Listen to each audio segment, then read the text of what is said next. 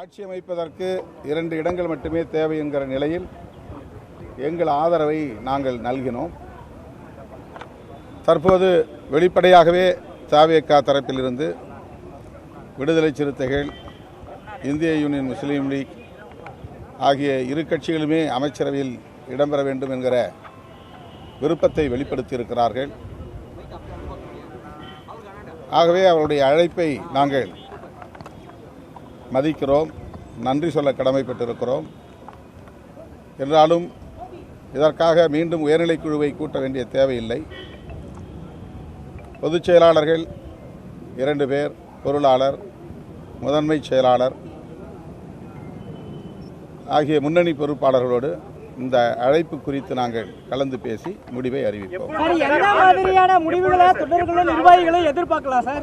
ஏன்னா பெரும்பான்மை அமைப்பதற்கான அப்போதிலிருந்தே தவேகா அவங்களுடைய நிலைப்பாட்டில் கரெக்டாக இருக்காங்க. குறிப்பாக ஆட்சியிலையும் உங்களுக்கு பங்கு தரதா அப்போ பேச்சுவார்த்தையிலுமே சொல்லிட்டு இருந்தாங்க. இப்போ வெளிப்படையாகவும் இருக்கு. இதில் கட்சியினுடைய தலைவராக திருமாவளவனுடைய நிலைப்பாடு எப்படி இருக்கும்? மக்கள் என்ன எதிர்பார்க்கலாம்? இல்லைன்னா ஒரு எல்லோருக்குமான தலைவர் அம்பேத்கர் என்கிற நூல் வெளியீட்டு விழாவிலேயே திரு விஜய் அவர்கள் வெளிப்படையாக